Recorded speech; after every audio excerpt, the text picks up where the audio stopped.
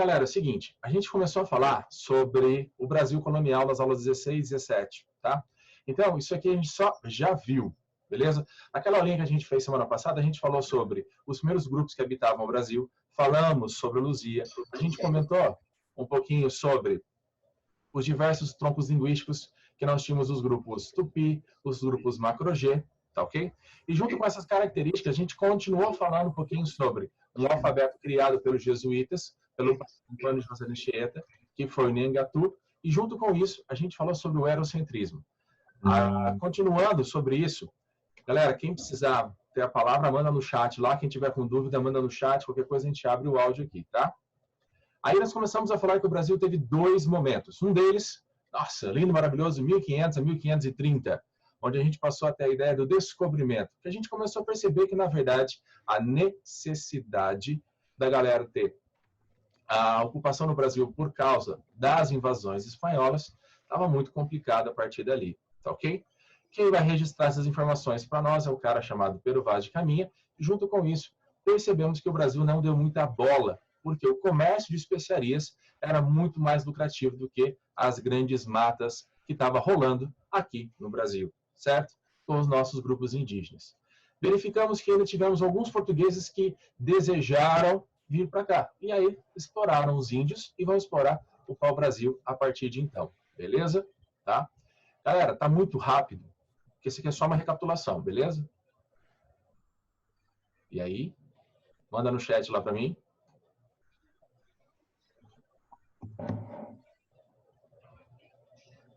Tá muito rápido. Tá de boa. Valeu, Clemente. Beleza. E aí nós vimos que essas ameaças estrangeiras... Vamos lá, então. Opa. Boa, Girotinho. Vamos lá. E aí nós vimos que essas ameaças estrangeiras estavam gerando, então, para o Brasil, uma série de situações que levaram a patrulharmos o nosso litoral. E ao patrulharmos o nosso litoral, a gente falou sobre as expedições de reconhecimento do guarda-costa. E aí nós começamos a entender que o comércio de especiarias não era mais tão lucrativo. E Portugal teve que vir para cá.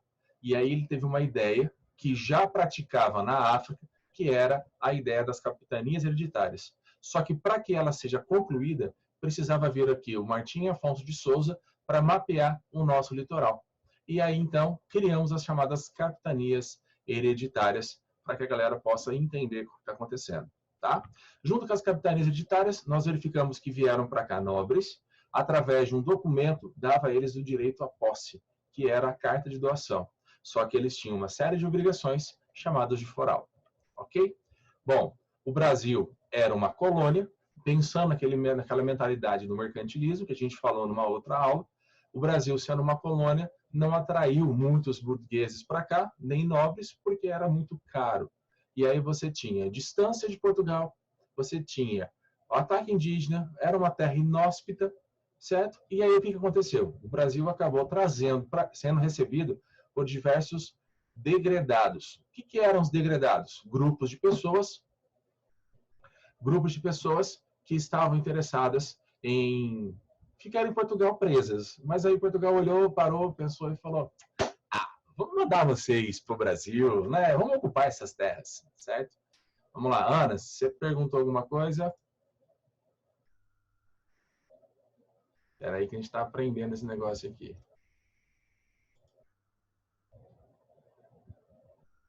Ana, você está com alguma dúvida? Tentei abrir o seu áudio, espera aí. Vamos lá. Ah, tá. Aqui, pareceu que levantou a mão aqui no negócio. Então, vamos lá. Beleza? Então, dando continuidade aí. Vamos ver os bate-papos aqui. Tudo bem, Ana. Tá de boa. Vamos lá. E aí, dentro da situação, a gente parou falando sobre os grupos que eram os governadores gerais. Tá? Agora, começamos nossos BOs no Brasil colonial. Por quê?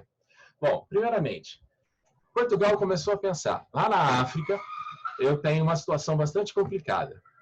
Eu tenho uma riqueza. Essa riqueza chamava-se açúcar. Os portugueses começaram a perceber que no litoral brasileiro o solo era parecido, o litoral brasileiro era uma característica interessante, tínhamos um sol bom, tínhamos um sol fantástico. Meu, por que a gente não traz o açúcar para cá? E aí os portugueses pensaram, putz, verdade, vamos trazer esse solo para cá, vamos trazer esse açúcar para cá. E nessa ideia de trazer o açúcar para cá, eles começaram a lembrar o quanto era importante o açúcar. Por quê? Somente os portugueses produziam açúcar refinado. Somente os portugueses comercializavam isso. Então, o açúcar era um produto que chamava a atenção da população europeia, já que as especiarias estavam tendo com outros grupos. E aí, com essa concepção, os nossos amigos portugueses começaram, então, a ganhar muito dinheiro. Por quê? O açúcar era altamente lucrativo. E aí o Brasil, pensando na sua ideia de desenvolver o açúcar, acabou criando o chamado sistema de plantation. O sistema de plantation era composto, então, por 4 características básicas. Primeira delas, latifúndio, ou seja, uma grande propriedade rural. 2, seria mão de obra escrava. Poderia ser mão de obra escrava, africana ou indígena.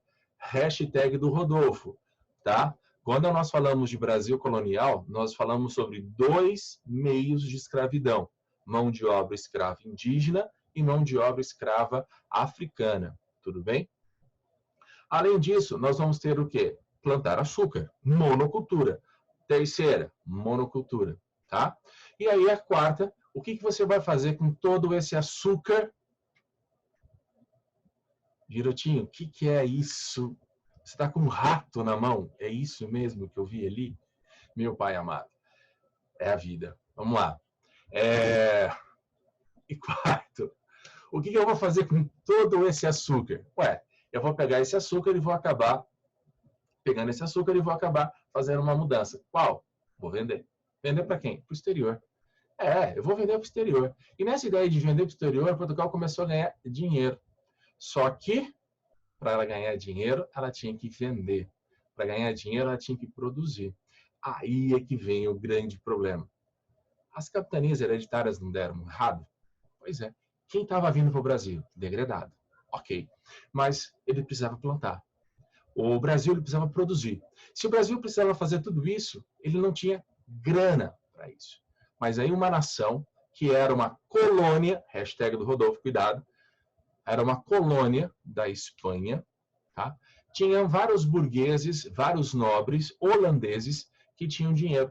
E eles olharam para o Brasil e falaram, meu, a gente pode pegar e incentivar esses brasileiros a produzirem açúcar. Em troca disso, eles vão fazer o quê? Eles vão comercializar com a gente. Até aí, ótima ideia. Qual o problema? O Brasil era uma colônia.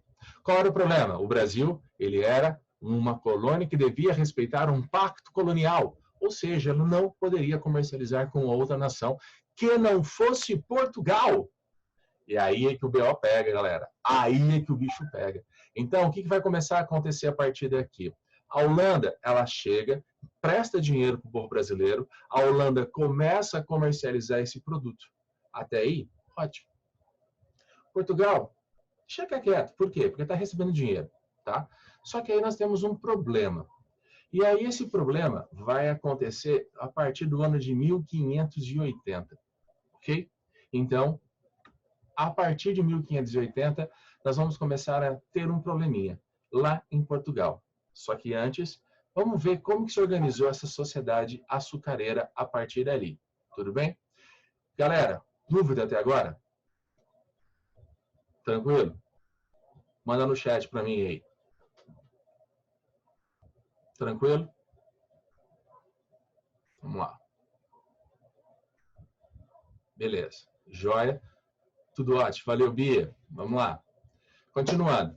Agora, já que nós vamos estar produzindo açúcar dentro do sistema de plantation, o que vai começar a acontecer a partir daqui? Nós vamos começar a entender como que era composta essa sociedade.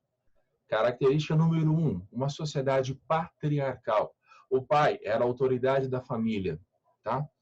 Cuidado, geralmente eles gostam de cobrar um quadro do Debré, onde aparece um senhor no primeiro plano, e aí vai aparecendo a esposa, os filhos, depois os seus escravos, indígenas e africanos. Isso é a característica mais comum da sociedade patriarcal. O pai é o dono da família, é ele que responde por todo tipo de problema. Tudo bem? Além disso, a gente passa a ter o quê? Uma sociedade de característica escravista. Lembrando aquilo que eu falei para vocês. Eu vou ter trabalho escravo africano e indígena, tá?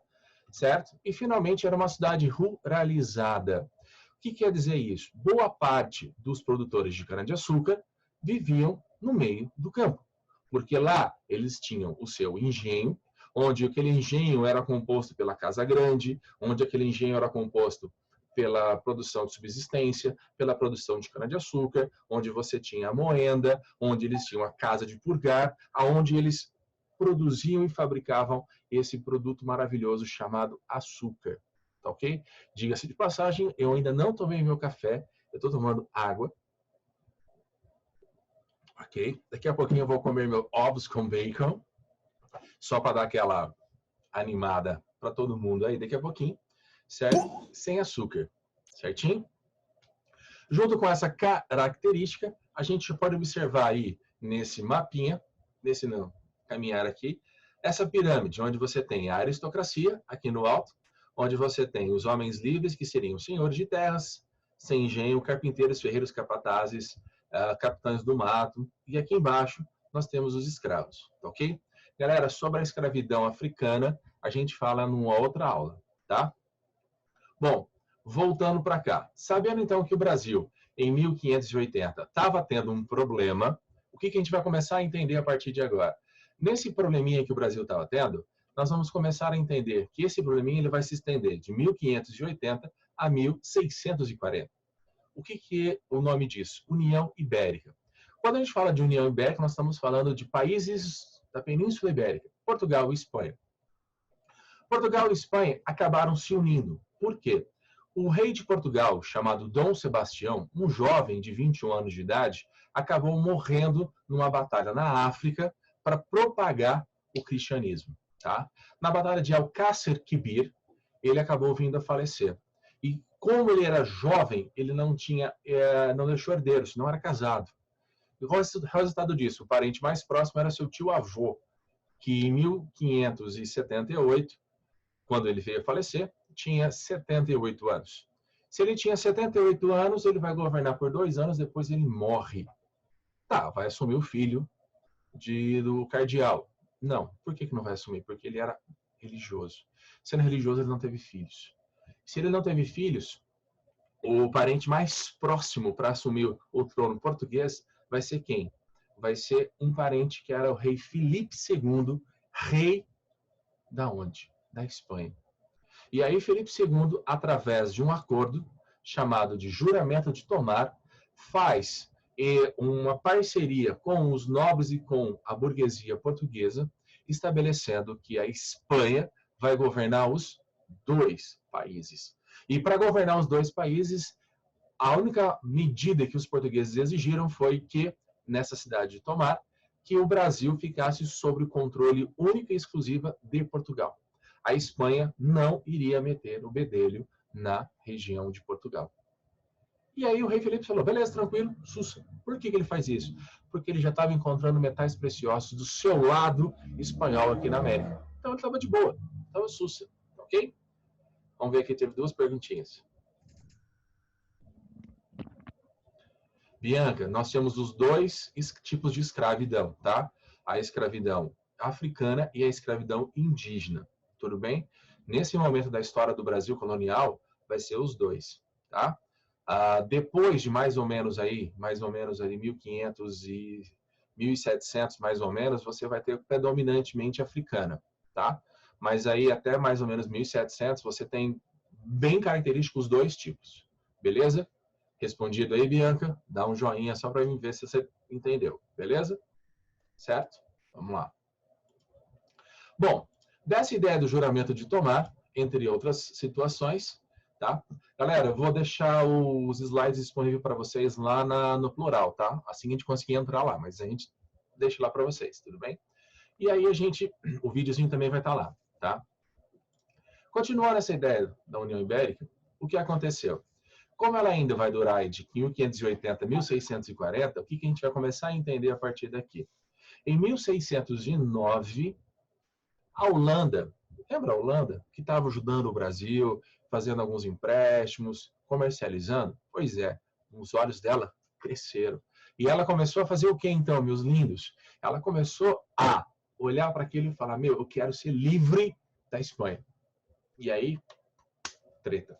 E essa treta envolvendo, então, a Holanda e a Espanha, acabou fazendo com que a Holanda se tornasse livre da Espanha. Aí vem o primeiro BO. Por quê? Sendo que a Holanda está livre da Espanha, a Espanha ficou o quê?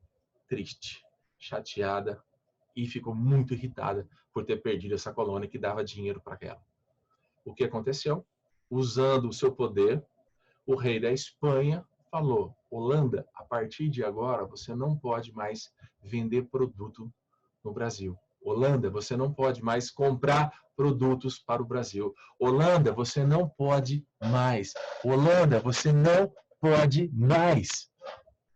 E aí, nessa história de Holanda, você não pode mais, a Holanda baixou a cabeça e aceitou? Claro que não. Por quê? Eu sou holandês. Eu vou fazer diferente. E aí, o que acontece? A partir desse momento, sabendo que a Holanda não podia comercializar, ela se preocupa com isso? Não. Ela resolve e fala o seguinte, eu investi muito dinheiro lá, eu vou fazer diferente. E nessa história de fazer diferente, o que aconteceu? Iniciamos as chamadas invasões holandesas. Nós vamos ter dois momentos nessas invasões holandesas. O primeiro deles vai acontecer na região da Bahia, no ano de 1624 a 1625. Nesse período, eles vão atacar Salvador. Eles chegam, botando terror, vamos invadir, vamos dominar. Pois é, ficaram 6 meses, que foi o tempo necessário para que os portugueses se organizassem no Brasil e expulsassem eles para lá. Vaza. Os holandeses, de boa, sossegado, cabisbaixos, tristes, estavam navegando pelo oceano. Quando eles estavam voltando para a Holanda, no meio do Oceano Atlântico, eles encontraram 4 navios espanhóis. Ah, professor, o que eles vão fazer com 4 navios espanhóis? Tiveram uma ideia. Qual? Eles estão vindo de onde? Da América. O rei Felipe tinha dito que tinha encontrado uma grande quantidade de riquezas. Então, o que vai começar a acontecer a partir de então? Vamos atacar esses navios, vamos roubar o que eles têm. E a alegria dos holandeses quando eles invadiram, dominaram esses navios e encontraram os 4 carregados de prata. Pois é, a prata. Um metal extremamente precioso nesse momento do mercantilismo. E eles, então, levaram essa prata para a Holanda, compraram armas, melhoraram seus navios e resolveram fazer o seguinte, vamos ganhar dinheiro agora com o Brasil. E de que forma vou fazer isso? Vamos invadir a cidade mais rica, vamos invadir a cidade onde ocorre a maior produção de açúcar, vamos invadir Pernambuco. No ano de 1630, então, ocorre a invasão de Pernambuco. E essa invasão também se torna de forma violenta. No entanto, após os primeiros atos de violência, eles começaram a perceber que os brasileiros e os portugueses aqui estavam desejosos de ganhar alguma coisa. E nessa história de tentar ganhar alguma coisa, eles começaram a se aproximar dos brasileiros, começaram a se aproximar dos portugueses. E aí começaram a ter uma ideia. E essa ideia veio com um cara. E esse cara tem um nome, chama-se Maurício de Nassau. O Maurício de Nassau, ele começou a fazer uma proposta para os brasileiros. Brasileiros, é o seguinte, a gente devolve para vocês as suas terras, a gente te empresta dinheiro, desde que você venda o açúcar exclusivamente para nós. E nós vamos vender esse açúcar na Europa. Qual vocês acham que foi a reação dos brasileiros? Claro, abrir um sorriso daqui a aqui. Eu vou ter de volta a minha terra, eu vou continuar produzindo, eu vou ganhar dinheiro porque eu vou vender para os holandeses, não por um preço diferente. Eles vão me dar dinheiro para que eu possa aumentar minha produtividade. E com relação a isso, eu vou ficar super feliz, super contente. Qual o resultado? Maurício de Nassau, parça. Grande Maurício de Nassau, beleza? E aí o que o Maurício de Nassau faz a partir desse momento? Então, se aproxima com os brasileiros. Junto com ele, além de fazer esses empréstimos, ele começa a perceber e ver que o Brasil é lindo. Então, ele traz para cá 2 artistas holandeses, Frans Post, tá? E Eco. E essa missão artística holandesa vão retratar cenas do Brasil. E ao retratarem essas cenas do Brasil, o que, que a gente começa a perceber? O Maurício de Nassau olha para o Brasil, olha para Pernambuco e fala, meu, eu preciso melhorar essa cidade. E aí ele faz um processo de urbanização. E dentro desse processo de urbanização, o que, que a gente passa a ter a partir desse momento, então? Pernambuco é urbanizada. Ele constrói uma ponte para ligar Pernambuco a Olinda, Recife a Olinda. Ele começa a modernizar toda essa região, ok? Vamos lá.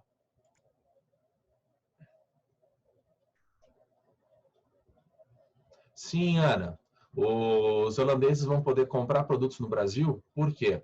A Espanha está envolvida num conflito na Europa e como eles invadiram o território brasileiro, e no caso do Brasil, a Espanha estava preocupada com outras coisas na Europa, eles vão ficar por um bom tempo aqui fazendo amizades com o povo brasileiro e vai poder explorar. Lembrando que eles estão só em Pernambuco, tá? Só Pernambuco, tudo bem? Então não é com o Brasil inteiro, tudo bem? E nesse processo de urbanização, o que a gente começa a entender a partir daqui? Ótimo, pode perguntar, galera. Está acabando o nosso tempo aqui. Se acabar, vamos lá. Certo? Continuando, então. Dentro dessa característica toda, o que a gente começa a perceber? Nessa figura, em 1640, como os portugueses já estavam ganhando dinheiro com o comércio com a Holanda, eles começaram a parar e pensar, putz, será que eu preciso realmente ainda ficar sob o domínio da Espanha? O Felipe já tinha morrido. Meu, vamos fazer a mudança. Nobres e burgueses acabaram nomeando Dom João de a família de Bragança como o novo rei de Portugal. E aí a União Ibérica se encerra. E ao encerrar a União Ibérica, o que aconteceu? Eles então começaram a perceber que os nossos amigos holandeses também estavam desrespeitando algumas coisas. Por exemplo, invadindo colônias de território português da região da África. E essas invasões acabaram acarretando, então, uma necessidade de mudança em relação à política de amizade Portugal, Brasil e Holanda. Ok? Então, em 1645, os holandeses acabaram sendo mal vistos pelos portugueses. Por quê? Além de invadirem territórios na África que pertenciam a Portugal, eles começaram a querer cobrar os impostos. Maurício de Nassau se recusou a fazer isso, foi retirado do cargo de administrador e aí veio outro holandês, que começou a cobrar os empréstimos. Os brasileiros não queriam receber isso, e então, a partir de 1645, holandeses e portugueses e brasileiros entram em conflito em Pernambuco. E no ano de 1654, os holandeses acabam sendo expulsos do Brasil. E ao serem expulsos do Brasil, eles saem aqui e vão até a América Central. E lá eles começam a produzirem açúcar e vão acabar ferrando com a economia do Brasil. Beleza? Galera, vai acabar meu tempo, temos só mais 5 segundos. Obrigado a todo mundo, beleza? Mora no coração. Qualquer dúvida, manda no direct lá para vocês, tá ok? Não, na verdade tem ainda. Acho que ele vai durar mais 1 minuto ou 2. Bom, já vou me despedindo por aqui, tá? Galera, saudade bastante de vocês, de estar na sala com vocês, tá? Eu quero ver se eu gravo um videozinho hoje sobre algumas orientações de estudo. Assim que estiver disponibilizado, eu envio para vocês, tá? E mando lá, ok? Beleza? Certo? Bom, e aí a gente terminou então agora o capítulo 17 e o capítulo 18, tudo bem? Vamos ver aqui. Saudade de vocês, gente. Até mais. Estamos aí na área. Tá ok? Bom, enquanto a gente não cai ainda, se alguém tiver alguma pergunta, alguma dúvida, certo? A gente já vai falando. Então, se não me falha a memória, era isso mesmo. A gente terminou aqui a aula número de vocês.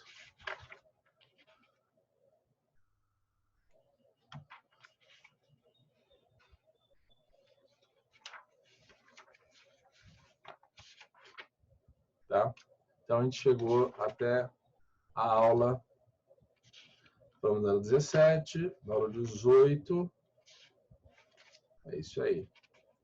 Falamos sobre a aula 19. Isso. Vai faltar a aula 20 para a gente terminar a partir dali. Ok? Certinho? Galera, dúvidas?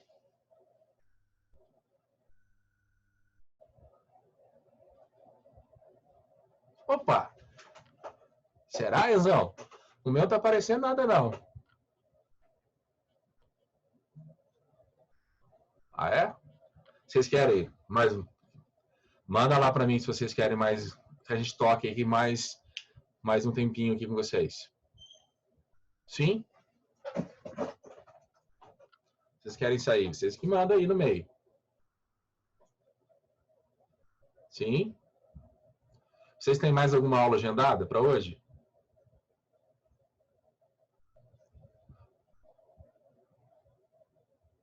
Ixi, Ana, agora eu entendi, Ana Luísa. Vocês têm aula agendada ou vocês têm às 10h30? Já está na hora, né? Não, tem tempo ainda. Então, se é 10h30, tá.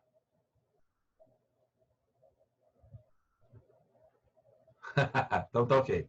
Galera, então vamos só terminar mais uma situaçãozinha, então, rapidinho aqui, beleza? Enquanto a gente não cair. Se a gente já cair, já fica o meu abraço para vocês. E obrigado por ter ficado aqui comigo até esse horário, beleza? Então vamos lá. O que aconteceu? Só para a gente agora fazer um parêntese nessa história. Vamos voltar aqui um pouquinho então.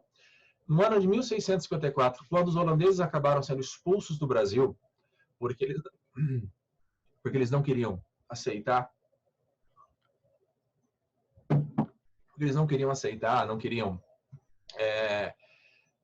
vamos dizer assim, pagar os empréstimos que eles fizeram com os holandeses.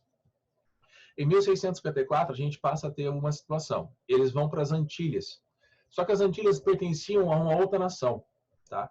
E aí o que acontece? Quem pertencia à região das Antilhas? Pertencia à Inglaterra. Então, o que aconteceu? Nesse momento, os nossos amigos holandeses fazem uma troca. Os holandeses tinham uma região na parte central das 13 colônias britânicas, chamada de Nova Amsterdã. E as Antilhas pertenciam ao Reino Britânico. Então, eles fizeram uma troca. Eles davam a Nova Amsterdã para Inglaterra, em troca, eles davam as Antilhas para eles. E a Nova Amsterdã acabou virando Nova York, nas 13 colônias britânicas, e as Antilhas passaram a pertencer à Holanda. A Holanda, por ter, consequentemente, conhecimento das terras do Brasil, sabia como produzir cana-de-açúcar, sabia como vender, sabia como fazer todo o processo de refino, acabou vendendo por um açúcar mais barato e de melhor qualidade que no Brasil. Tudo bem? Tá?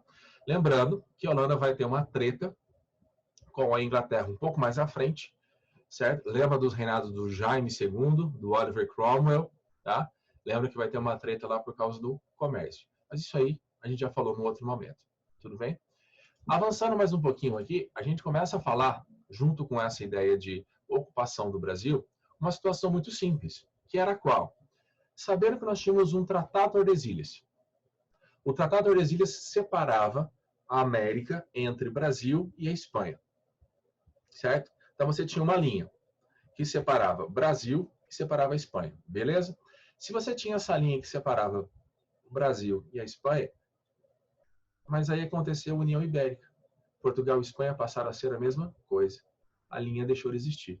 Então o Brasil começou a sair do seu litoral e começou a ir para o interior. E nessa ideia de ir para o interior, o que vai começar a acontecer? Começamos a ter a ideia da ocupação de diversas regiões. Norte, Nordeste, Centro-Oeste, Sudeste e região Sul. Lá na região Norte, a gente começou a entender e falar sobre a região do Vale Amazônico. O que é a região do Vale Amazônico? Os caras começaram a ter contato com os índios da Amazônia. Lembrando que nós tínhamos vários índios canibais. Vários jesuítas foram até aquela localidade, acabaram sendo mortos. Outros conseguiram pregar a palavra de Deus. Várias missões jesuíticas na região norte foram instauradas. E desse contato entre os jesuítas e os grupos indígenas, o que a gente começou a perceber? Putz, a gente começou a verificar que os grupos indígenas conheciam uma série de produtos interessantes. Pimenta, noz moscada, salsa parrilha e um produto que era um estimulante fantástico chamado Guaraná. Esse Guaraná começou a ser comercializado, começou a ser vendido para a Europa. O lucro desse Guaraná acabou sendo revertido para a Igreja Católica com o objetivo de enviar essas missões e ampliar ainda mais a construção de lugares para propagar o nome de Deus. Só que aí, novamente, hashtag do Rodolfo. No Brasil, eram chamadas missões jesuíticas. do lado espanhol, eram chamadas reduções jesuíticas, tá? Então, dessas duas transformações de maneiras, o que a gente começa a entender a partir daqui? Que esses jesuítas encontraram esses produtos juntamente com brasileiros e portugueses, chamados drogas do sertão, e vão comercializar esses produtos dentro do Brasil e para fora dele, ok? Saindo aqui da região norte, a gente vai para a região nordeste, onde nós temos a exploração da cana-de-açúcar. Tá, professor, mas o que tem a ver a cana-de-açúcar com a ocupação no interior do Brasil? Vamos lá.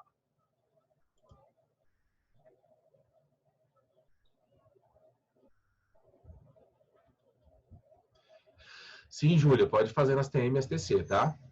Com quem foi feito ter a redução jesuíta? Como o Brasil e a América passou... Ana Luísa, ó, presta atenção então, vamos lá. Como o Brasil e a América começaram a ser ocupadas pelos europeus, por portugueses e espanhóis, então, do lado brasileiro, eles deram o nome de missão jesuítica. Do lado da América Espanhola, deram o nome de redução, tá? É a mesma coisa. Mas por que eu falo isso? Porque já teve algumas pessoas, que a gente já comentou sobre isso em sala, em que o cara não teve uma boa noite de sono, a cama estava ruim, o cara teve que fazer questão de vestibular. E aí o cara teve que criar uma questão para complicar a vida de vocês, tá? E nessa ideia, ele acabou colocando a palavra redução, e isso derrubou muitos candidatos em alguns concursos aí na frente. Beleza? Juan, essa parte das Antilhas e Holanda entra no comércio triangular? Sim, entra sim, tá? A gente pode comentar sobre o comércio triangular, sim. Tudo bem? Certo? Beleza, Ana, entendeu então? Fantástico. Juan, entendeu? Dá um beleza aí também, certo? Continuando lá. O que o açúcar tem a ver com a ocupação no Nordeste? Espera aí, a galera ficava no litoral. Só que aí nós recebemos empréstimos vindos da Holanda. Invasões holandeses mais empréstimos. Nós precisávamos produzir mais. Para produzir mais, nós tínhamos um problema. O gado, que era utilizado como força motriz para movimentar os engenhos, estava ocupando o espaço que poderia ser utilizado para a produção de cana-de-açúcar. Vamos tirar esse gado dali, vamos levá-lo para o interior, vamos atravessar a Tratado de Tordesilhas, que não existe mais, e isso vamos ocupando o interior com a pecuária, abrindo mais espaço para produzir cana-de-açúcar. A pecuária, ela tem uma característica muito interessante, porque quando o gado é levado para o interior, são os primeiros novos territórios que são ocupados pelos brasileiros, em territórios que antes pertenciam apenas à Espanha. Então, você vai ter brancos, você vai ter escravos africanos, escravos indígenas, que dependendo do seu trabalho podem ganhar um bezerro ou dois. E eles podem, então, começar a sua própria criação de animais. A pecuária tem uma característica muito interessante na ocupação no Nordeste do Brasil, mas também se espalha para a região do Centro-Oeste. Tudo bem? Tá? Indo para a região do Centro-Oeste, a gente vai começar a entender que vai ter aqui um grupo de pessoas que vai atrás de índios fugitivos, que vai capturar índios, que vai capturar escravos africanos e também vai começar a tentar encontrar uma coisa interessante para o Brasil, que vai ser o ouro. Só que sobre os bandeirantes a gente fala numa outra aula, tudo bem? Sobre esses grupos aqui, certo? Então, na região sudeste vai ser um local onde eles vão disseminar uma série de caminhos novos. E os grupos responsáveis por capturarem grupos fugitivos, escravos africanos e escravos indígenas. Tá? Já na região sul, nós vamos também ter um pouco de pecuária, mas a principal característica da expansão territorial será a ideia das missões jesuíticas. E dentro dessa ideia das missões jesuíticas, o que a gente começa a perceber na ocupação do sul do país? Que essas missões elas vão se propagar em territórios brasileiros e territórios que pertenciam à Espanha. O local com maior quantidade de missões jesuíticas vai ser um local ali chamado Sete Povos das Missões, um agrupamento onde hoje seria território argentino, tá? E que esse grupo de jesuítas montaram essas missões e essas reduções daquele lado e passaram a ser alvo fáceis para os bandeirantes quando eles necessitavam, aí mediante contrato, de adquirir mão de obra escrava, no caso indígena. Tá? As missões jesuíticas na região sul do país vão ser praticamente destruídas pelos bandeirantes, mas vale lembrar que essas missões acabaram levando à ampliação do território brasileiro. Tudo bem? E essa ampliação do território brasileiro se concretiza no ano de 1750, através de um tratado chamado Tratado de Madrid. O Tratado de Madrid, ele vai dar as caras do que o Brasil é hoje, com exceção dos 2 territórios que nós adquirimos no século XX, que foi a região do Acre. Tudo bem? Certo? Galera, eu acho que, não sei mais quanto tempo eu tenho, mas eu acho que já está de bom tamanho aí. Vocês já estão cansados, vocês vão ter mais uma aula com a Elaine hoje, tá? Eu, novamente, vou agradecer para vocês, certo? Se vocês quiserem mais uma aula essa semana, dá um toque, manda lá marca lá com o Enzo, ou manda para o Enzo, manda um direct para mim, e aí a gente tenta combinar, fazer alguma troca com outro professor aí na quarta-feira, se vocês quiserem. Beleza? Novamente, agradeço do fundo do meu coração, coraçãozinho para todos vocês. Um beijo, tá? E aí, se alguém tiver alguma dúvida, manda agora rapidinho para a gente entender essa ideia.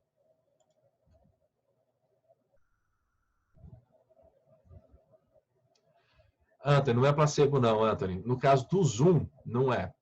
Eu já aconteceu várias vezes de algumas videoconferências que eu fiz com escolas e realmente deu 40 minutos, cara, encerrou, tá? Não é placebo não. Obrigado, Ana. Obrigado, Luísa. Verdade, Anthony, verdade. Eu não sei, eu devo estar sendo abençoado para ter mais tempo para ficar vendo vocês. Beleza? Beijos, Ana. Vamos lá descansar um pouquinho, daqui a pouco vocês têm outra aula com a Elaine, tá? A invasão em Pernambuco começou em 1630, Vitória, tá? E ela vai ficar até 1654. Obrigado novamente para todo mundo aí. Aquele beijão para vocês.